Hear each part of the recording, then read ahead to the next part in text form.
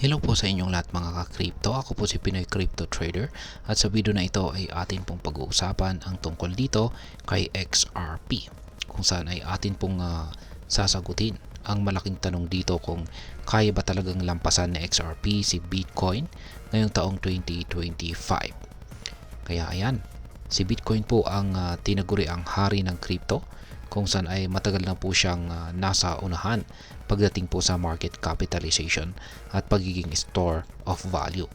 Pero ngayon ay unti-unti pong umaangat si XRP na kilala dahil sa mabilis at murang cross-border payments nito. Kaya posible nga bang mangyari ang shift na ito? Ano po ang sinasabi ng mga eksperto? At ano po ang maaring maging epekto nito sa atin bilang mga Pinoy crypto enthusiast? At yan po ang siyang ating aalamin sa video na ito. Pero bago po tayo magpatuloy, ay nais ko lamang po munang bigyang linaw ang aking disclaimer kung saan ang nilalaman po ng video na ito ay hindi po ito isang financial advice. For education and information purposes lamang po ang layunin nito. Yan, umpisan po natin kung nasaan na si Bitcoin at si XRP sa kasalukuyan. Yan, bago po natin sagutin kung maaring lampasan ni XRP si Bitcoin, ay tingnan po muna natin kung nasaan ang dalawang cryptocurrencies ngayon. Yan, umpisan po natin kay Bitcoin. Ayan, si Bitcoin ay ito pa rin ang pinakamalaking cryptocurrency pagdating po sa market capitalization, kung saan ay madalas na nasa pagitan ng $450 billion hanggang $1 trillion. Tinatawag po itong digital gold dahil sa pagiging store of value nito. Yan, dito naman po kay XRP. Ito naman ang pangunahing ginagamit sa cross-border payments. Nasa top 10 cryptocurrencies po ito at karaniwang nagtitrade sa presyong $2 hanggang $3 bawat token. Ngayon ay para malampasan po ni XRP itong si Bitcoin ay kailangan pong tumas ng husto ang presyo nito, mag-expand ang kanyang adoption at malampasan ang mga regulatory at saka market challenges. Ngayon ay ano po ang sinasabi ng mga eksperto tungkol dito? Ayan, una ay ang market sentiment at ang institutional adoption. Ayan, ayon po kay Ginoong Antonio Di Giacomo. Ayan, Antonio Di Giacomo. Isa po siyang senior analyst. Ay ayon sa kanya ay maaaring lumakas daw sa XRP dahil sa paglaki ng demand mula sa mga bangko at saka financial institutions. Si Ripple, ang kumpanya po sa likod ng XRP, ay may higit 300 na partnerships kasama po ang mga kilalang institutions tulad po ng Santander at saka American Express. Gayunpaman ay sinabi rin ni Di Giacomo na mahirap pa rin itong lampasan si Bitcoin dahil sa established na position nito bilang safe haven asset. Ayan, pangalawa ay ang technological advancements at saka ang use case evolution. Isa po sa mga dahilan ng patuloy na paglago ng XRP ay ang teknolohiyang dala ng Ripple.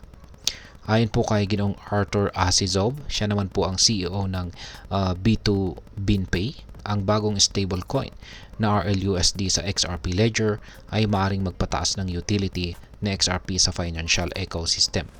Sinabi rin niya na kung magpapatuloy po ang ganitong advancements at saka regulatory clarity, posibleng maabot po ni XRP ang presyong $5 to $7 ngayong taong 2025. Ngunit kahit na mangyari po ito, malayo pa rin ang agwat ni XRP kay Bitcoin.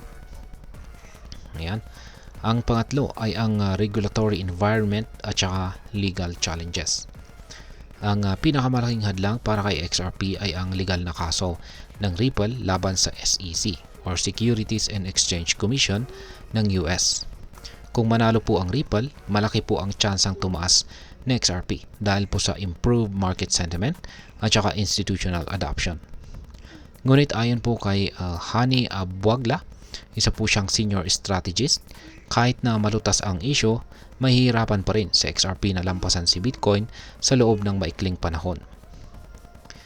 Ang pang-apat ay ang market volatility.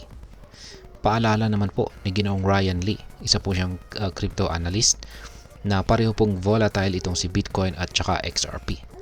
Kahit pa magkaroon ng significant growth itong sa XRP, ang pagiging speculative ng crypto market ay malaking balakid sa long-term stability nito. Ngayon ay ano naman po ang posibleng mangyari ngayong taong 2025? Base po sa mga eksperto ay may ilang senaryo na maaari pong mangyari. Yan, ang unang senaryo ay patuloy na pag-angat ni XRP. Sa tulong po ng regulatory clarity at saka institutional adoption, posibleng maabot po ni XRP ang presyong $5 to $8. Sa pangalawang senaryo naman po ay mananatili po ang dominance ni Bitcoin. Dahil po sa pagiging first mover at saka digital gold, mahirapan po si XRP na lampasan si Bitcoin kahit tumaas pa ang presyo nito. Ngayon ay ano naman po ang maaaring maging epekto nito para sa atin bilang mga Pinoy crypto enthusiast. Yan, meron pong mga ilang bagay na dapat po nating tandaan. Una ay ang pagiging informed. Si XRP ay meron po siyang potensyal na magbigay ng malaking returns, pero dapat po nating tandaan na may kalakip po itong risk, lalo na dahil sa volatility at saka regulatory issues. Pangalawa ay ang diversification. Huwag pong ilagay ang lahat ng ating puhunan sa isang asset. Kung balak mo pong mag-invest kay XRP, siguraduhin diversified po ang iyong portfolio. At pangatlo ay ang timing at saka strategy. Bantayan po natin ang galaw ng market at ang mga balita tungkol kay Ripple at sa kaso nito sa SEC. Ang tamang timing ay makakatulong po sa pag-maximize ng potential gains. At ngayon ay ano naman po ang aking masasabi tungkol dito. Ang ideya na maaaring malampasan ni XRP si Bitcoin ngayong taong 2025 ay nakakaintriga, pero mukhang malayo pa ito sa realidad o katotohanan. Si XRP po ay may solid technology at saka use case, lalo na po sa cross-border payments. Pero si Bitcoin naman ay nananatiling undisputed king ng cryptocurrency dahil po sa global recognition at saka store of value nito. Gayunpaman ay hindi po natin dapat baliwalain ang potensyal ni XRP. Sa tulong po ng patuloy na technological na advancements, lumalakas po itong maging bahagi ng financial ecosystem. Pero tandaan, ang pag-invest po sa crypto ay hindi lamang tungkol sa potential returns. Dapat ay meron po tayong kaalaman at tamang plano para sa mas matalinong desisyon. At ayan, hanggang dito na lamang po tayo sa video na ito mga ka-crypto. Sana po ay inyong nagustuhan ang aking paliwanag sa video na ito.